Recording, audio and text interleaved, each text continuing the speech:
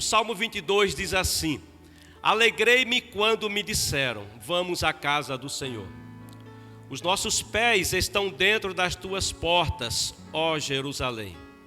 Jerusalém está edificada como uma cidade bem sólida, aonde sobe as tribos do Senhor, como testemunho de Israel, para darem graças ao nome do Senhor. Pois ali estão os tronos do juízo, os tronos da casa de Davi. Orai pela paz de Jerusalém. Prosperarão aqueles que te amam. Haja paz dentro de teus muros e prosperidade dentro de teus palácios. Por causa dos meus irmãos e amigos direi, haja paz em ti. Por causa da casa do Senhor, nosso Deus, buscarei o teu bem. Se você está com a Bíblia e se for possível, deixe ela aberta no Salmo 122. Eu quero fazer uma análise desse salmo juntamente com você e, na medida do possível, fazermos uma aplicação, porque o valor da palavra, o valor da Bíblia, é o fato dela ser funcional, assim como o amor. O amor, ele é funcional, ele não se limita a figuras, a declarações ou a poesia.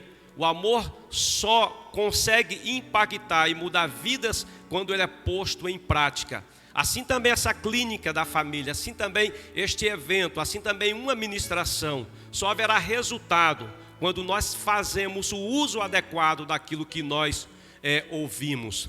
Amados, nós estamos exatamente há 21 dias do novo ano, do ano de 2022. Você imagina isso? Eu acredito que para a maioria ainda não caiu a ficha que 2021 se foi. Porque tão rápido passou, tamanha foi a pressão que nós vivemos em 2021 e que até o momento não há diferença em 2022. E o que 2021 nos levou? O que 2021 levou de você? Levou de um amigo, levou da sua família? É bem verdade, se nós passássemos este microfone para os irmãos, para a sua mão, nós ouviríamos alguns testemunhos que certamente nós não aguentaríamos de ouvir até o final.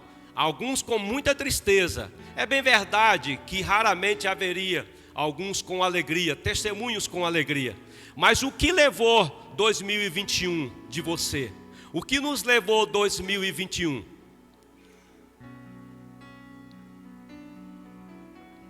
Você pode analisar comigo. Para algumas pessoas, 2021 conseguiu levar a saúde, o seu vigor, ou parte da saúde e parte do seu vigor.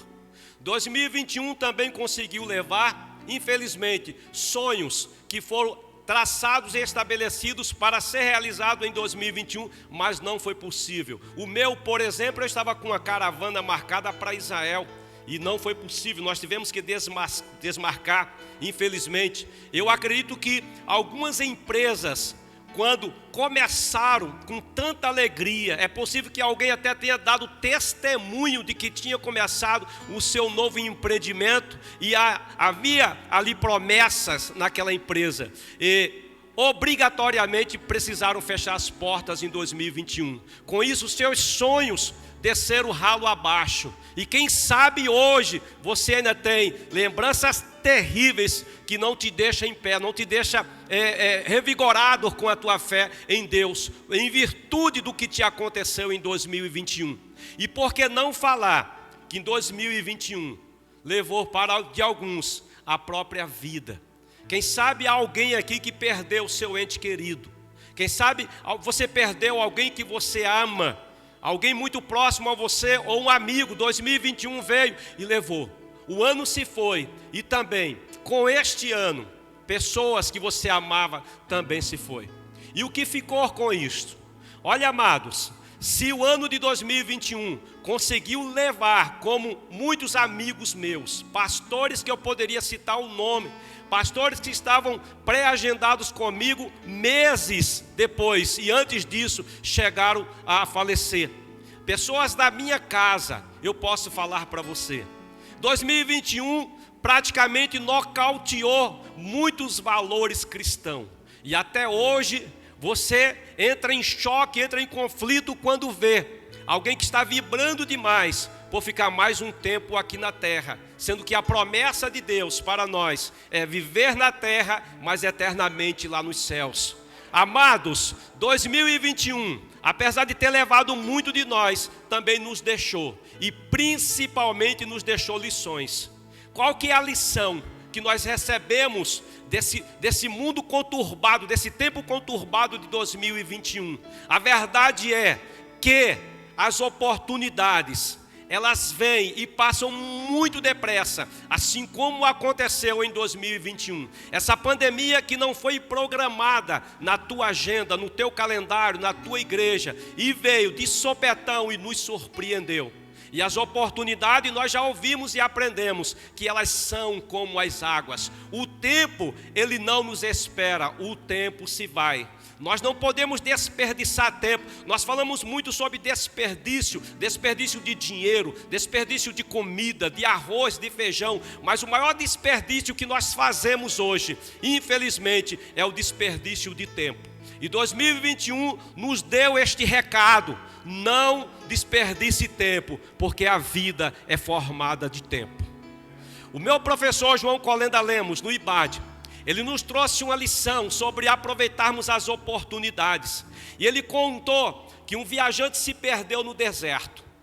E caminhando, sem água, sem comida, perto, à beira da morte, ele encontra um vendedor em pleno deserto. E ele pede água e o vendedor diz para ele: eu não tenho água, mas eu sou um viajante e um vendedor de gravata. Eu vendo gravata, você quer gravata? Falou: mas para que eu quero gravata no deserto? Eu estou com muita sede e eu quero água. Falou: olha, eu não tenho água, eu vendo gravata. Você quer gravata? Não, eu quero água. Segue em frente, lá na frente você pode encontrar água para você. Mas não quer mesmo a gravata? Não, eu não quero a gravata.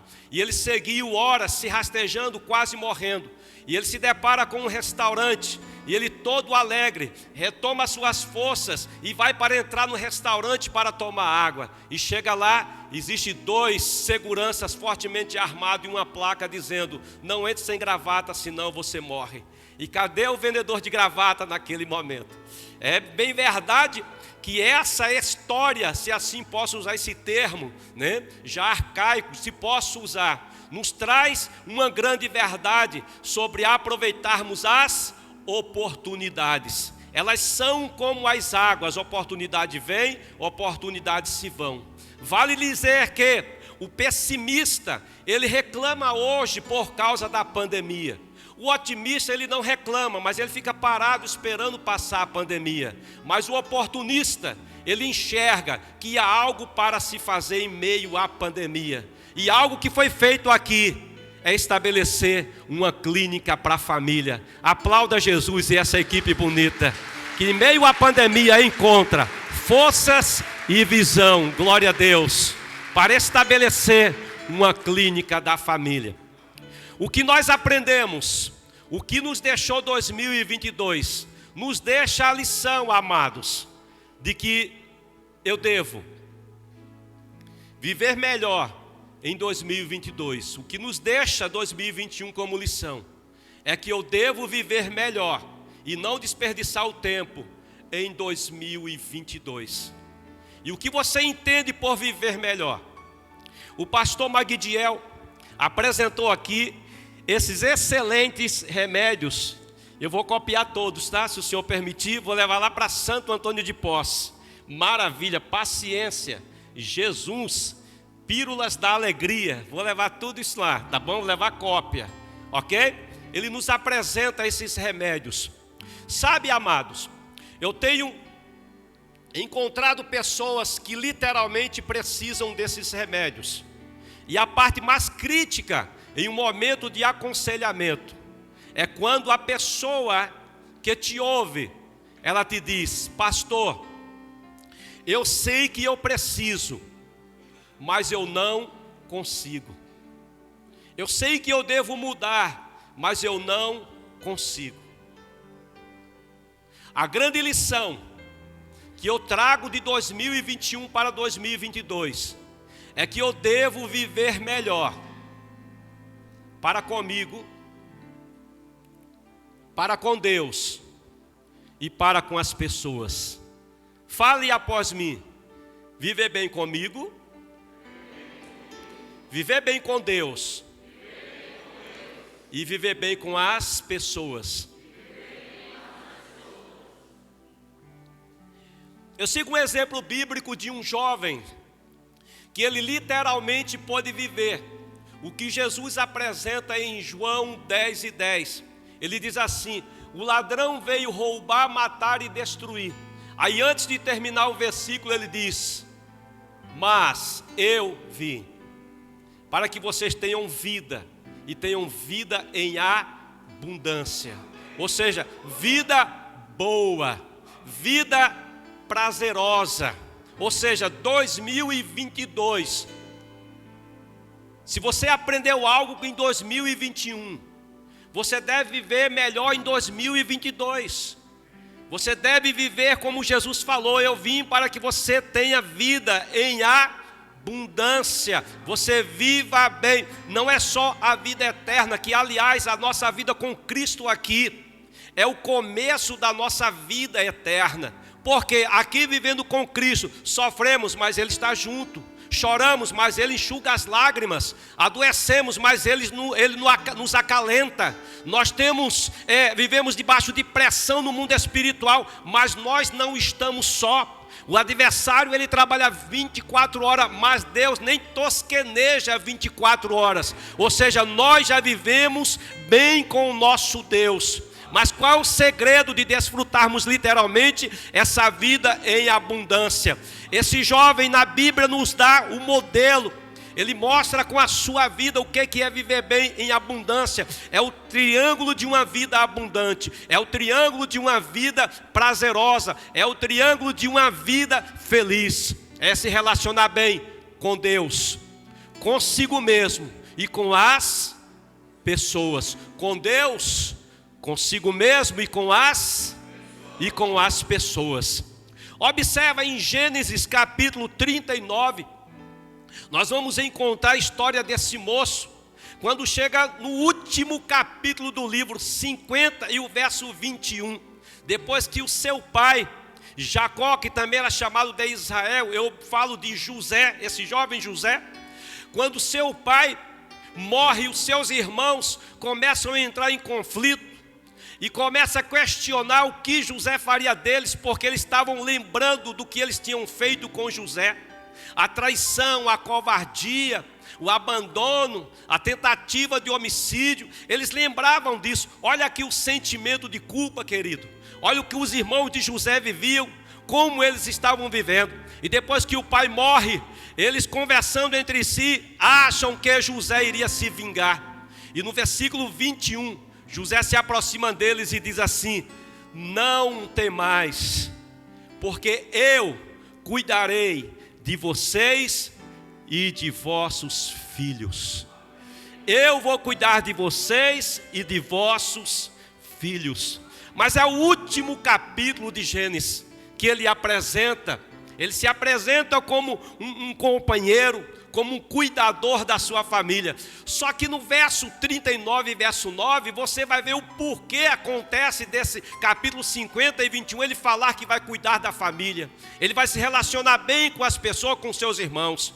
É porque quando ele é tentado com a esposa de Potifar, quando ele é tentado a se deitar com esta mulher, e ela investe sobre José, e o verso 9 do capítulo 39, ele diz o seguinte para ela: você sabe muito bem que não há ninguém nesta casa maior do que eu. O teu esposo, meu senhor, ele não me privou de nada aqui, a não ser você. E eu te pergunto, por que eu faria tamanho mal? E acrescenta: e por que eu pecaria contra Deus? Neste verso ele está falando eu decidi não fazer o mal. Ele está mostrando o seu equilíbrio, como ele se relaciona bem com ele. Eu decidi não fazer o mal. E ele mostra, por que eu pecaria contra Deus? Eu tenho um relacionamento com Deus.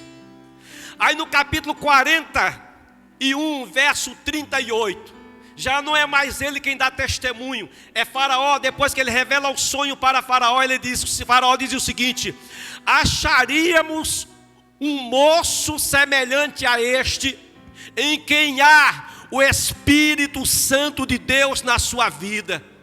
Certamente não acharíamos. E você conhece a história de José. Ele se torna governador lá no Egito. E esses textos que eu te apresentei mostram claramente um moço que se relacionou bem com ele. Ele decidiu se servir ao Senhor e estar bem com ele. Ele decidiu se relacionar bem com Deus. E ele tomou a decisão de servir também as pessoas. Quem está bem com Deus, está bem consigo mesmo. Quem está bem com Deus, está bem com as pessoas. E Jesus prova isso em Mateus capítulo 22, 39 e 37, quando ele diz assim: o maior mandamento, você sabe, é amar a Deus de todo o teu entendimento, sobre todas as coisas, de toda a tua alma. Glória a Deus. E o segundo, semelhante a este, é amar o teu próximo como a você mesmo. Se você quer literalmente fazer o melhor em 2022, juntamente com a tua família, o triângulo de uma vida abundante é viver bem com Deus, é viver bem com você mesmo e é viver bem com as pessoas. Se relacionar com Deus, com você e com as pessoas. Este Salmo 122, o qual eu escolhi para trabalhar nesta noite a vida das famílias, da nossa família. Esse salmo, ele deixa muito claro o valor que um hebreu, que um judeu, que o salmista Davi, ele dá para o templo que está em Jerusalém e para Jerusalém. E este mesmo valor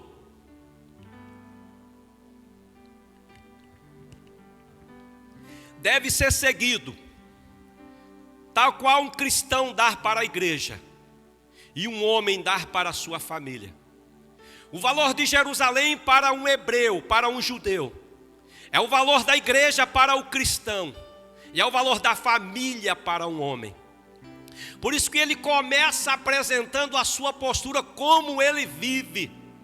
Quem é ele? O seu relacionamento. Ele mostra no Salmo, no verso 1, alegrei-me quando me disseram, vamos à casa do Senhor. Lembra de José? Por que faria eu este mal? Por que pecaria eu contra Deus? E ele está falando, alegrei-me. A alegria está em mim. Eu me decidi. Está comigo. Glória a Deus. Aí eu chamo a sua atenção. Porque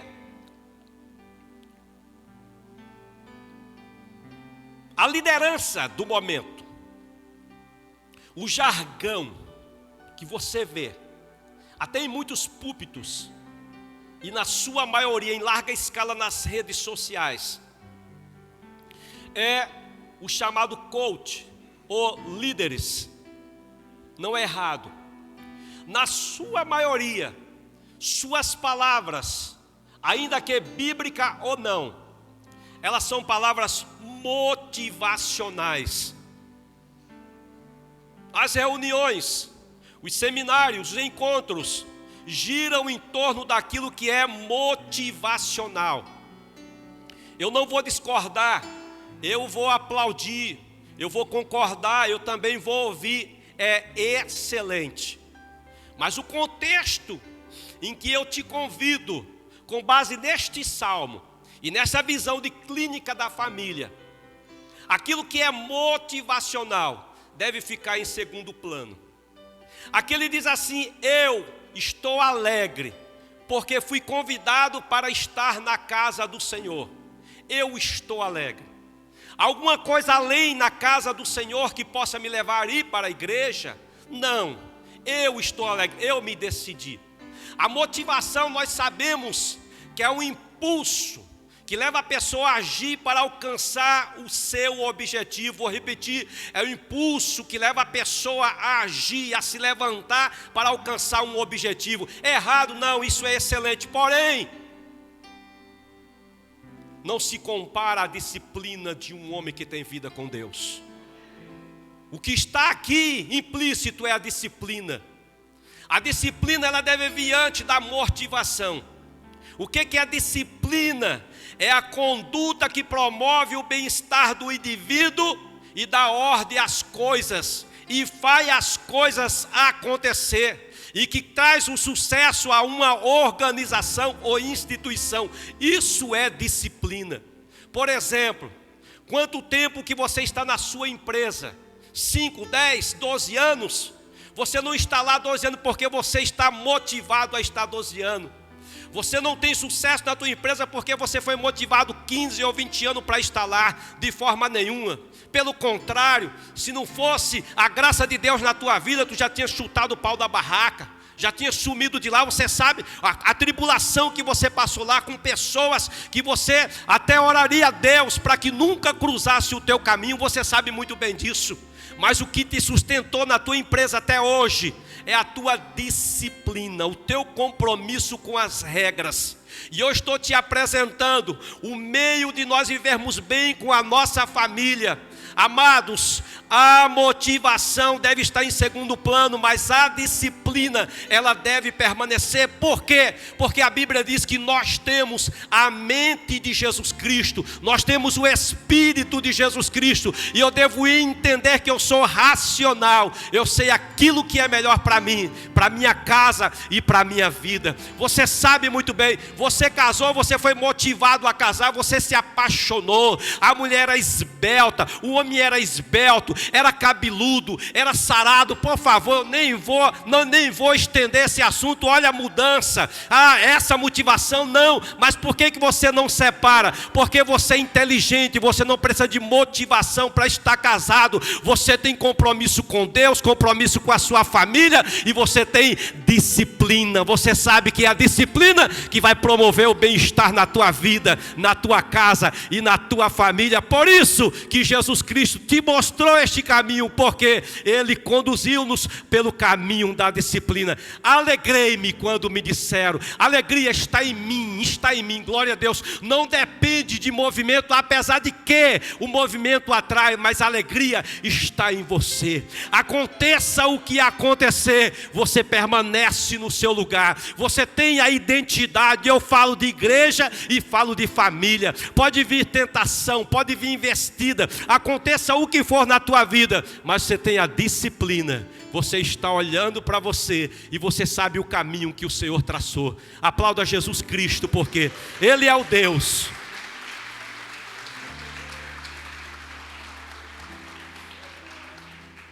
Glória a Deus. Eu quero viver bem com Deus, comigo mesmo e com as pessoas. É o que Ele mostra aqui. Eu estou bem, estou vivendo bem. Aí Salomão reforça isso. Eclesiastes capítulo 11 e o verso 1. Salomão diz assim: olha, lança o teu pão sobre as águas, porque depois de muitos dias você vai achar. Eu estive lá no Egito, lá no Nilo, também lá no Jordão, e essa ideia que eles têm é realmente por causa do período de chuva, quando vem enchentes e a água do rio ela se estende, chega até as aldeias, e naquele momento eles lançam a semente, o grão de trigo eles lançam ali, e depois que seca, aparentemente é só lama, mas depois de um tempo ele vê que germinou a semente, depois cresceu e começa a dar fruto.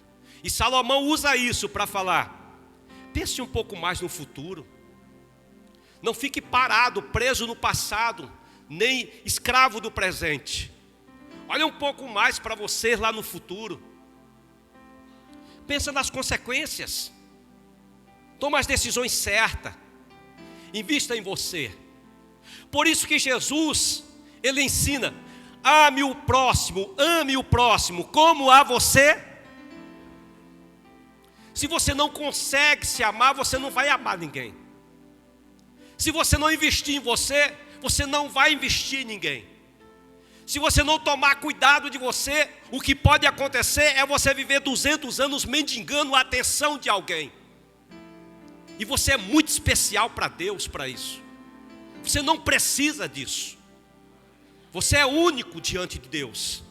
Você é especial. Abrace essa ideia porque ela é verdadeira e ela é bíblica.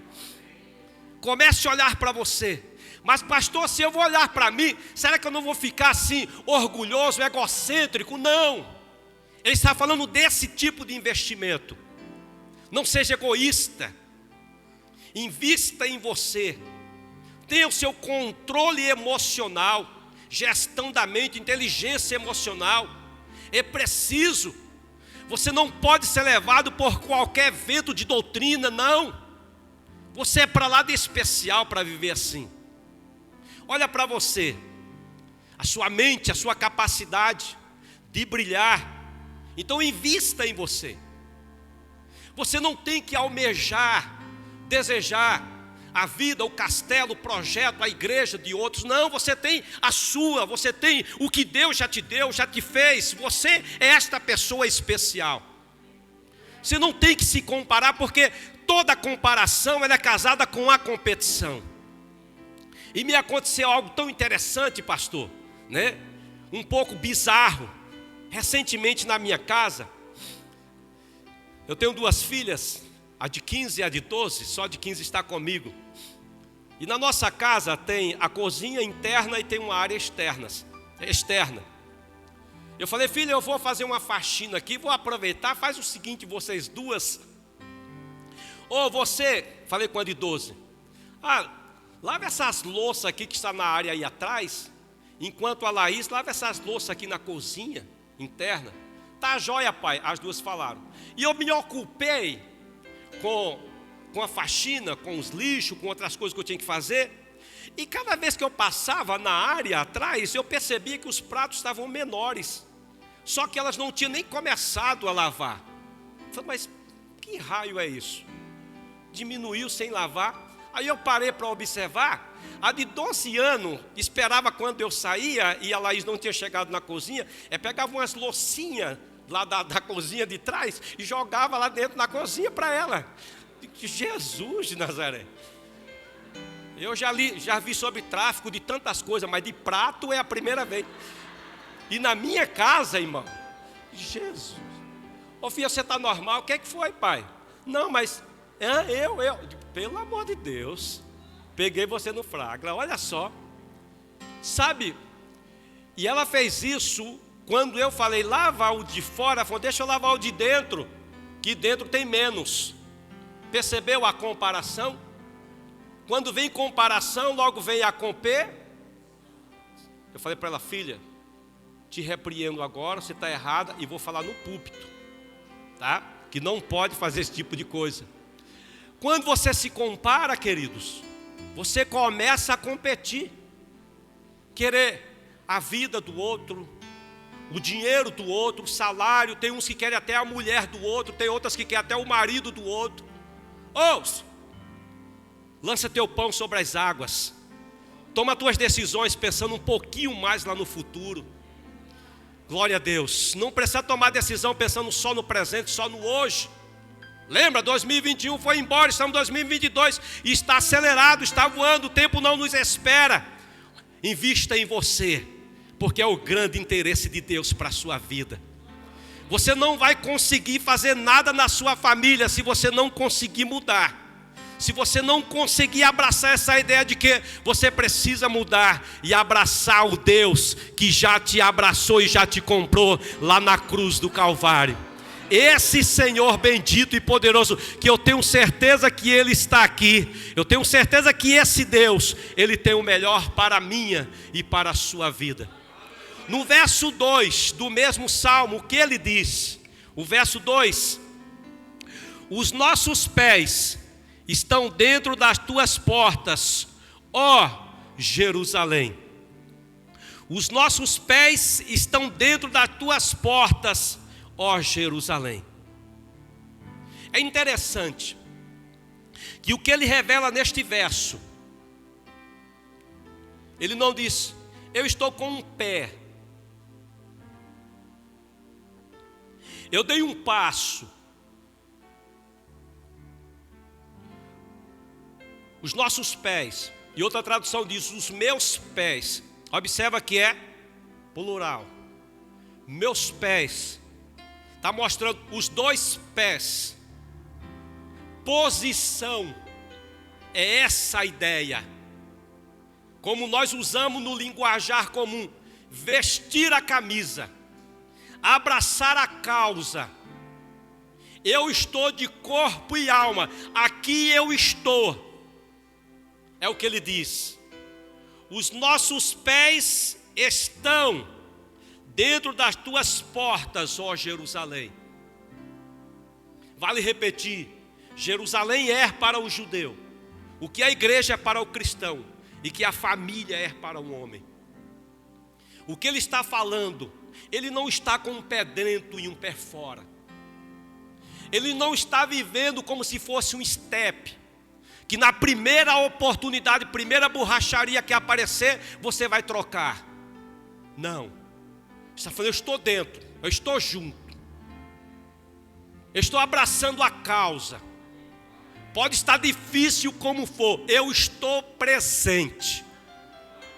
Glória a Deus.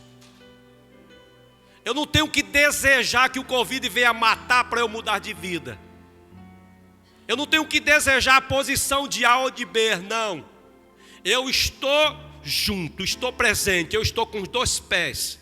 Eu decidi estar presente, aqui eu estou. Isto é, invista em pessoas, se relacione bem com as pessoas. E Salomão reforça isso. No mesmo capítulo, Eclesiastes 11, o verso 2, ele diz, reparta o seu pão. Com 7, com 8, reparta o seu pão. Você não sabe o que vai acontecer na terra. Você não sabe o que vai acontecer na vida. Então reparta. Divida. Invista em pessoas. Acredite nas pessoas. Eu sei o quanto é desafiador você ser um codependente. Você está em uma casa onde um adolescente, um jovem ou até mesmo um adulto, ele é dependente, químico. Eu sei o quanto é difícil. Ele não sofre tanto quanto quem convive com ele. O dependente não tem essa ideia, tá certo? Ele não sofre tanto quanto um pai, tanto quanto a mãe, ou a esposa sofre tanto quanto um homem. Se há alguém aqui nesse estado, saia daqui consciente que o maior sofrimento não é seu, é de alguém que convive com você. Porque a pressão é grande, os problemas são terríveis. E eu sei que é neste momento, sei também, que no momento de dor, no momento de dificuldade, o que passa na nossa cabeça é tchau, abandonar, mudar de rumo. Mas está falando aqui, os meus pés estão dentro. Eu estou com você. Eu estou junto. Eu estou junto. Não vou abandonar. Eu sinto Deus aqui entre nós. Eu tenho certeza que Deus está mudando a história da tua família. Eu tenho certeza que Deus está falando de forma especial com você.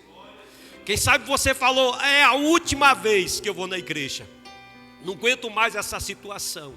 Mas o Eterno está falando, se relaciona bem comigo, que fica muito mais fácil se relacionar com as pessoas. Então dá ouvido à voz do Senhor. Dá ouvido à voz do Senhor. Sabe, irmãos, cada um de nós temos uma história. Assim como eu, como pastor Magdiel e outros pastores presentes, temos uma história. Assim também esta pessoa, que hoje é difícil para você a convivência, tem uma história. E haverá uma história de sucesso, uma história de bênção, de alegria, quando houver a mudança do Espírito de Deus na sua vida. E a Bíblia diz que não é com a nossa força, não é o nosso jeito de trabalhar, mas é pelo Espírito do Senhor. Por isso que eu vou viver bem em abundância, quando me relacionar bem com Deus. Fica fácil me relacionar com as pessoas, quando eu me relaciono comigo mesmo. E esse relacionamento comigo é que gera uma segurança. Diante da incerteza do futuro, eu estou tranquilo, não serei afetado com a ansiedade, que é a preocupação demasiada com o futuro. E também não trago culpas do passado, que é justamente a chave que abre a porta da depressão. Se você está bem com você mesmo, é justamente o resultado de você se relacionar bem com Deus, assim como José, assim como o salmista. Eu estou alegre, eu estou disciplinado para assumir o meu compromisso na igreja, para assumir o meu compromisso na família. Agora tudo vai bem, porque você já está com Deus, já está resolvido. Agora continue abraçando e investindo nas pessoas que estão ao seu redor. Alguns velórios tristes que eu tenho realizado. E como é terrível a pessoa apelar, entrar no desespero para ter um momento único com aquela pessoa que se foi. Para falar, quem sabe, 1 milhão de palavras para mudar. Quantas frases. Já pude ver pessoas que escrevem bilhetinho e colocam no caixão. Nunca será lido. É bem mais fácil você mudar a história, cuidando, investindo na pessoa, em vida. Não espere para fazer isso depois, porque não vai dar tempo. Faça isso hoje. Eu tenho certeza. Ai, pastor, estou sofrendo tanto, porque quem eu amava foi embora. Eu sei, eu também já sofri, também sofro pelas pessoas que eu amei. Mas não traz resultado nenhum você ficar preso nessa gaiola sentimental. Mas o maior resultado para você é aquilo que você deveria fazer por aquele que se foi e não fez. Direcione hoje para quem está ao seu lado e mude a história dessa pessoa através do seu amor, através da sua compreensão, através do seu abraço, através da sua presença. Talvez você não saiba se expressar com carinho, com amor, mas você pode estar presente e a tua presença vai falar por si só: eu te amo, eu estou com você, eu vou mudar a sua história. Invista nas pessoas.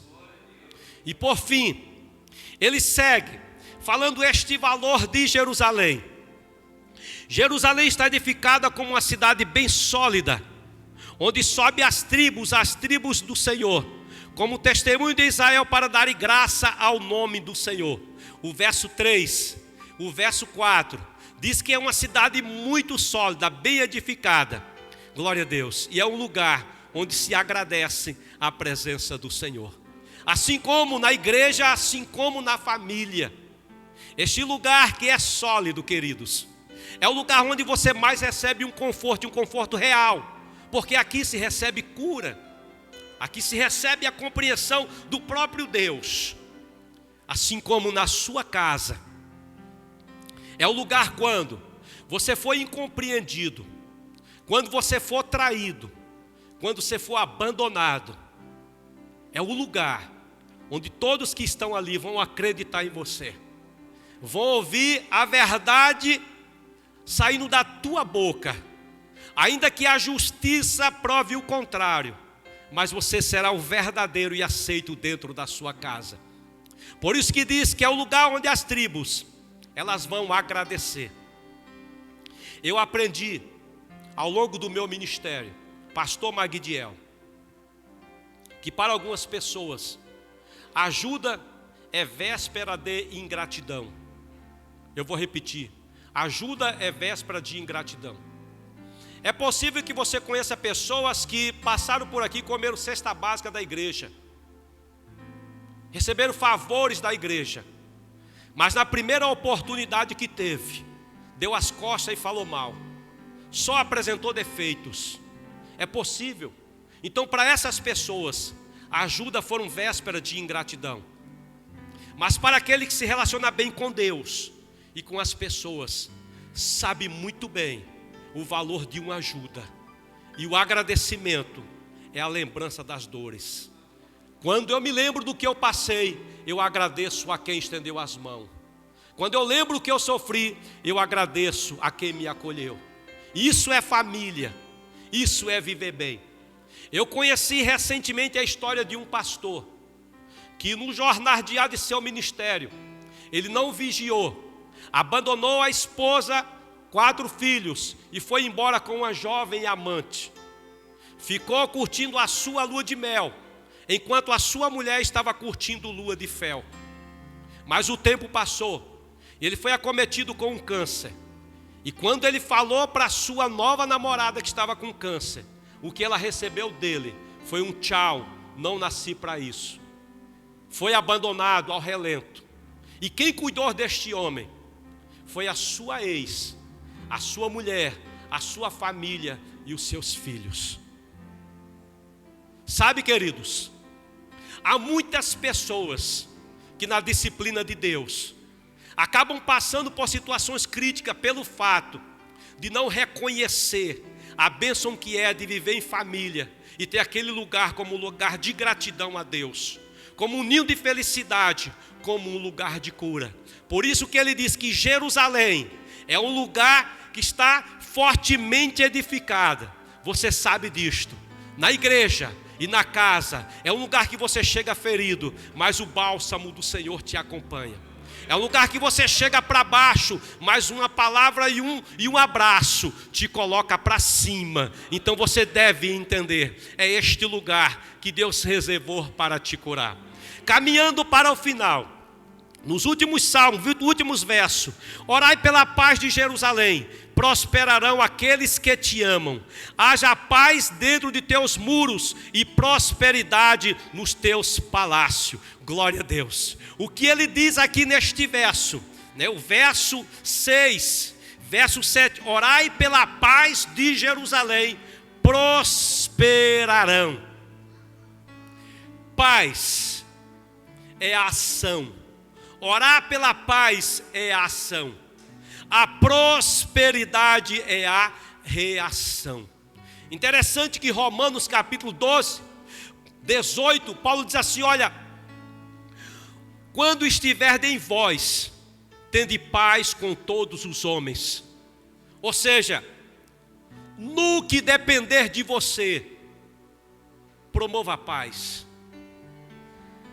Naquilo que estiver na sua mão, promova a paz.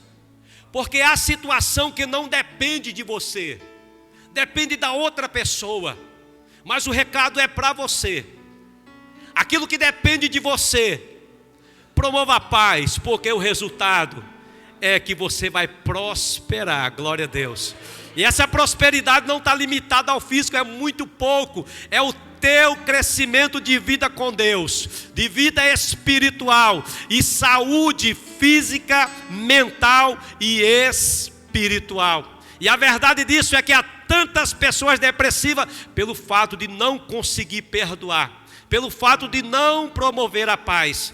E ele diz: haja paz dentro de teus muros, prosperidade nos teus palácios. Por causa dos meus irmãos e amigos direi: haja paz em ti.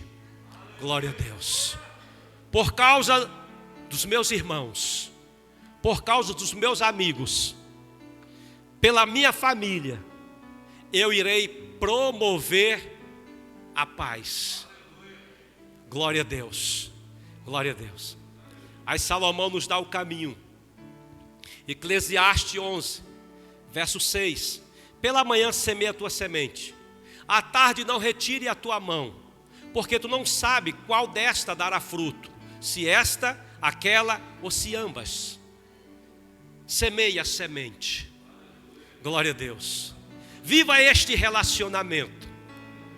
Percebeu a tua disciplina de vida com Deus, teu relacionamento com você mesmo, que não depende da motivação, mas sim da disciplina. Vai ficar fácil o seu relacionamento com as pessoas. Investir em pessoas. Veja o porquê que a família é um modelo de relacionamento de igreja e Cristo. Porque Jerusalém é para o judeu, assim como a família é para o homem. Observa, porque investir na igreja é investir em pessoas. Investir no reino é investir em pessoas. A família depende da igreja, e a igreja é formada por famílias. E cada investimento que se faz na igreja e se faz na família é o mesmo que investir no reino de Deus. Quando você faz isso, você vai viver esta vida plena, esta vida abundante, esta vida em família. Eu estava na cidade de Limeira, assim que eu voltei de Pernambuco. Eu era um presbítero.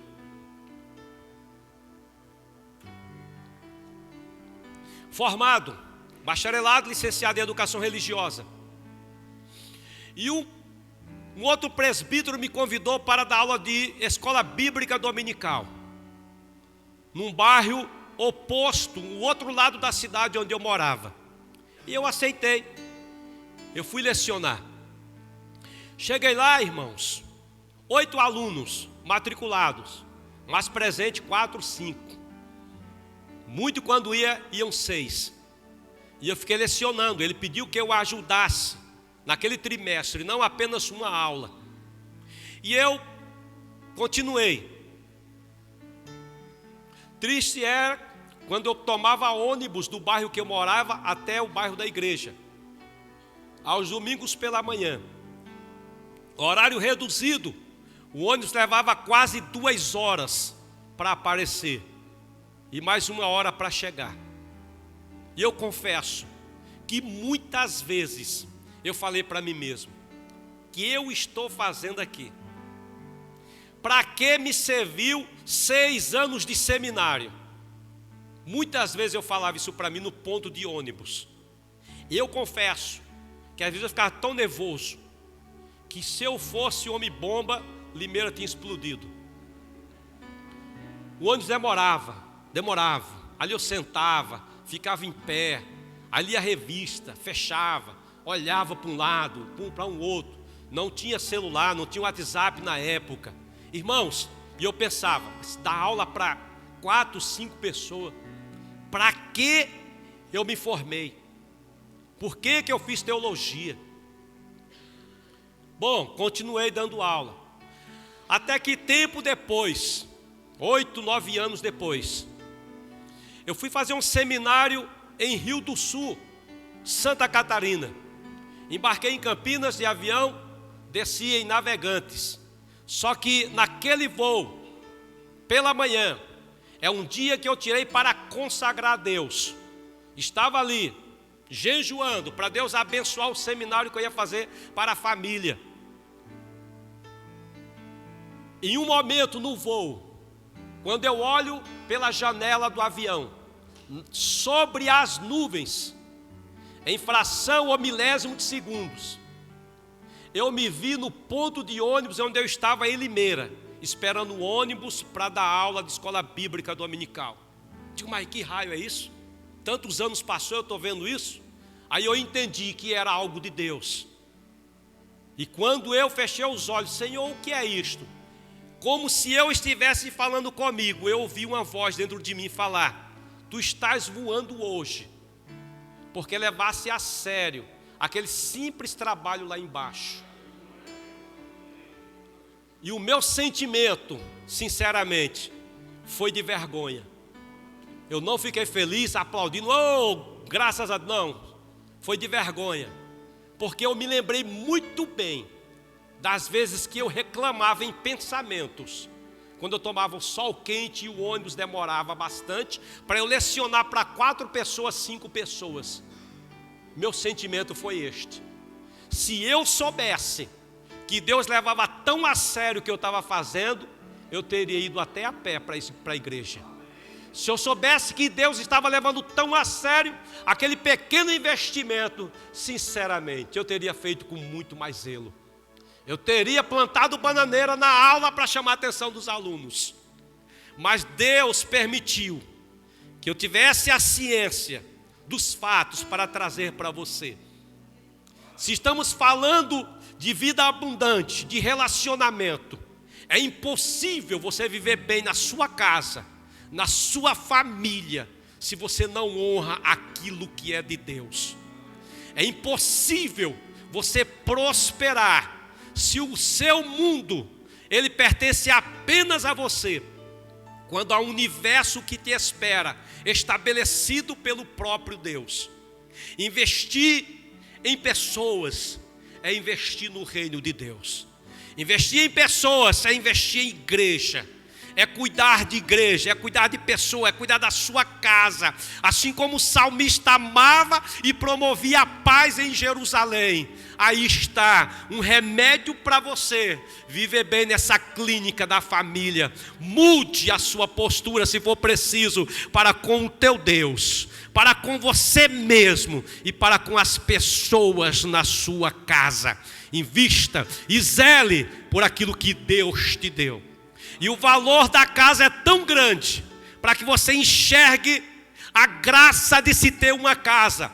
Adonias, quando se promoveu, se autopromoveu rei de Israel, e em seguida Salomão foi ungido rei, e ele sabia que a sentença para ele de rebelião era morte. Ele corre e se pendura no altar. Salomão manda descer Adonias do altar. Ele desce e adentra a presença do rei Salomão e pede misericórdia. E Salomão perdoa Adonias e diz para Adonias: vai em paz para a tua casa. Jesus, Marcos 2,11, quando lhe apresentam um paralítico em Cafarnaum, aí Jesus diz: teus pecados são perdoados. Fariseus e escribas começam a questionar: quem é este que tem poder para perdoar pecados? Só Deus. Jesus sabia seus pensamentos. Jesus diz o seguinte: para que saiba que o Filho do Homem tem na terra autoridade para perdoar pecado, a ti te digo, toma a tua cama, levanta-te e vai para a tua casa.